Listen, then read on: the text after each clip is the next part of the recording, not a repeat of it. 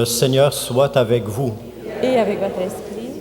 Proclamation de la bonne nouvelle de Jésus-Christ selon saint Luc.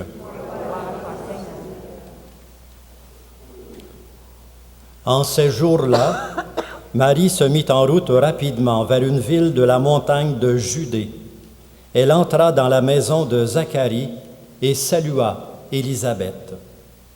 Or, quand Élisabeth entendit la salutation de Marie, l'enfant tressaillit en elle. Alors Élisabeth fut remplie de l'Esprit Saint et s'écria d'une voix forte, « Tu es bénie entre toutes les femmes, et le fruit de tes entrailles est béni. Comment ai-je ce bonheur que la mère de mon Seigneur vienne jusqu'à moi? Car lorsque j'ai entendu tes paroles de salutation, l'enfant a tressailli d'allégresse au-dedans de moi. Heureuse celle qui a cru à l'accomplissement des paroles qui lui furent dites de la part du Seigneur. » Acclamons cette parole de Dieu. Nous à chaque fois, Seigneur.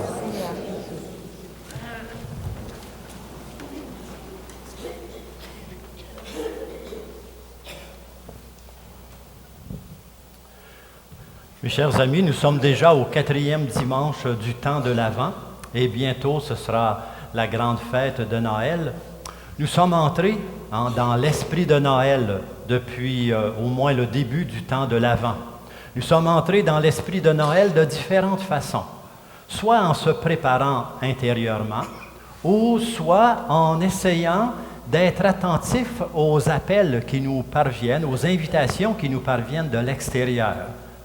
Le temps du partage, le temps des guignolés, le temps de l'attention aux personnes isolées, le temps de l'attention aux personnes plus démunies.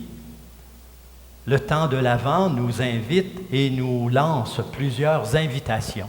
Et aujourd'hui, dans cette liturgie, dans la liturgie du 4e dimanche de l'Avent, il y a un message qui est très clair, qui nous parvient. C'est celui-ci. Le salut de Dieu est déjà là. Le salut de Dieu est déjà là.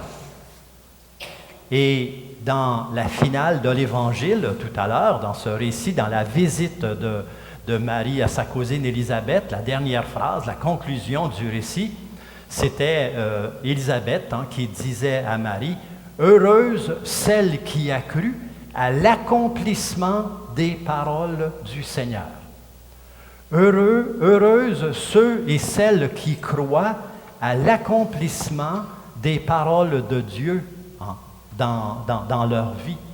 Heureux sommes-nous si nous croyons profondément à l'accomplissement de la promesse de Dieu, des paroles de Dieu dans notre vie. Le salut de Dieu est déjà là.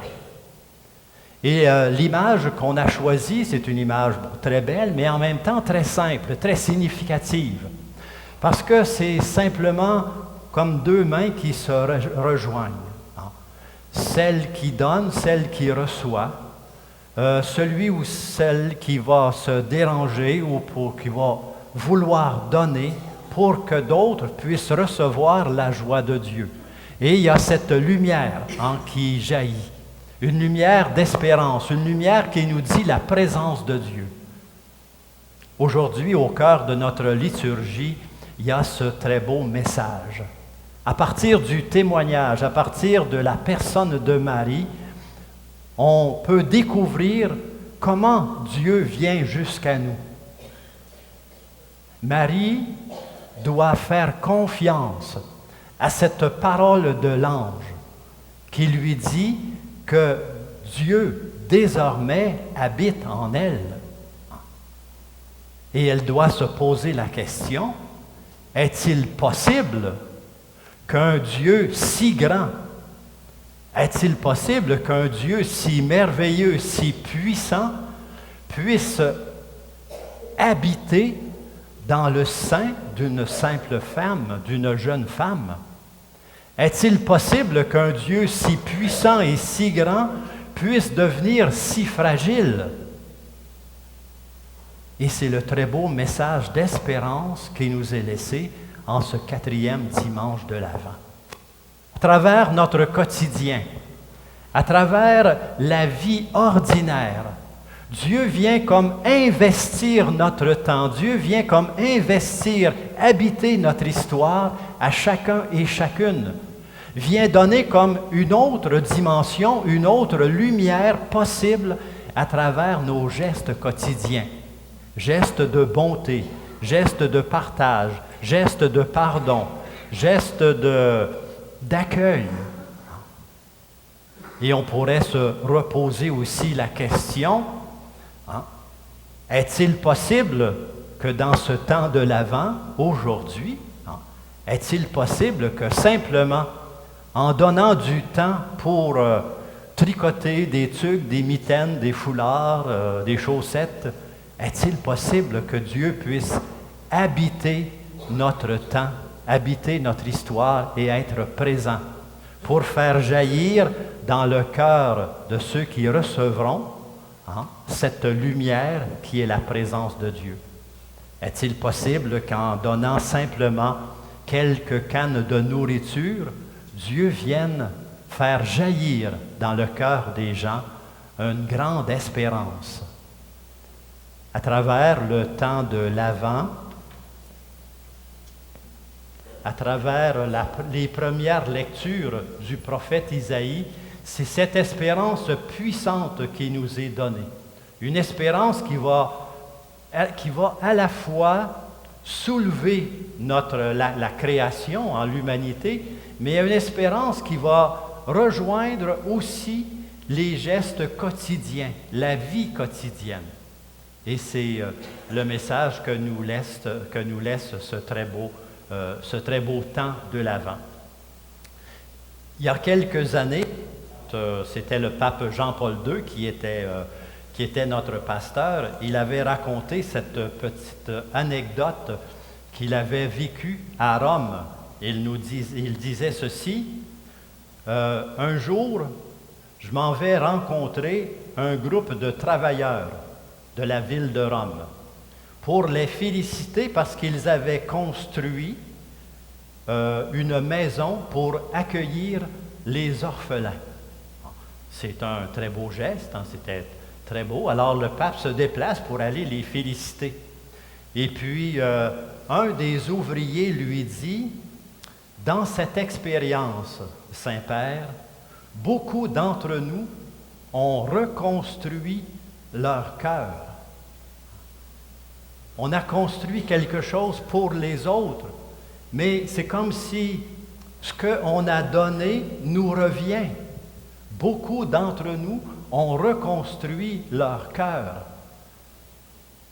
Je pense que c'est aussi notre réflexion souvent quand on entend dire j'ai eu tellement de joie à donner quelque chose. J'ai eu tellement de joie à offrir ou à donner du temps ou à aller visiter. Ce que je voulais donner, ça m'est revenu pour nous construire de l'intérieur et pour nous aider. C'est cette espérance que nous voulons célébrer aujourd'hui. Cette espérance pour qu'elle habite notre vie, pour qu'elle habite nos journées et puis qu'elle donne encore plus de sens à tout ce que nous allons vivre pendant ce temps de l'Avent qui finit, mais aussi ce temps des fêtes. À travers le geste quotidien, est-il possible que je puisse offrir ou donner quelque chose de la joie de Dieu, quelque chose de la paix de Dieu, quelque chose de l'espérance de Dieu aux autres? Qu'est-ce que l'espérance? C'est quand on est capable de s'appuyer totalement sur la promesse et la parole de Dieu. Qu'est-ce que l'espérance? C'est quand on est capable de remettre entre les mains de Dieu toute notre vie, toute notre histoire, tout ce que nous sommes, toute notre personne, avec confiance. Et savoir qu'il est notre guide, c'est savoir qu'il est celui qui va nous conduire au-delà des contradictions qu'on peut rencontrer dans notre vie. Alors que notre célébration aujourd'hui puisse nous aider, avec la Vierge Marie, à entrer dans cette très belle espérance du temps de l'Avent et aussi du temps de Noël. J'ai deux petites informations à vous donner. D'abord, pour parler de le 24 décembre, en soirée, à 5 heures, on commence notre veillée de Noël avec la messe des enfants, avec la messe des jeunes familles plutôt. Une très belle messe avec animation spéciale. Et cette année, si vous voulez transmettre l'invitation à ceux qui veulent venir, on voudrait inviter les enfants à apporter un petit cadeau qu'ils vont partager avec d'autres. Un peu dans le même sens qu'on vous a invité à apporter quelque chose à partager. Et toujours dans le même sens que je viens de présenter dans l'homélie. Pour que, à travers ce que je donne, ils puissent découvrir, ces enfants, qu'il y a une grande joie dans le temps de Noël à offrir. Il y a beaucoup de joie pour un enfant à recevoir des cadeaux, mais on doit aussi apprendre à donner, à offrir, à partager avec les autres. Et c'est le sens de l'éducation des parents qui le font beaucoup, qui le font très bien. Et à la fin de la messe, une autre invitation, si vous voulez visiter, il y a encore cette année une exposition de petites crèches de Noël. C'est totalement différent de celle de l'an passé. Ce sont des petites crèches plus artisanales, avec beaucoup de créativité. Ce sont vraiment comme des petits chefs-d'œuvre pour chacun, avec le sens artistique du père Guy Jacob et du père Raja. Alors, si vous voulez visiter, par le portique arrière, vous descendez vers le sous-sol et vous allez voir toute l'exposition des petites crèches. Ça vaut la peine de prendre quelques instants pour visiter ces crèches de Noël. Alors, nous allons continuer notre célébration en demandant au Seigneur de nous aider à entrer dans l'esprit de Noël encore davantage.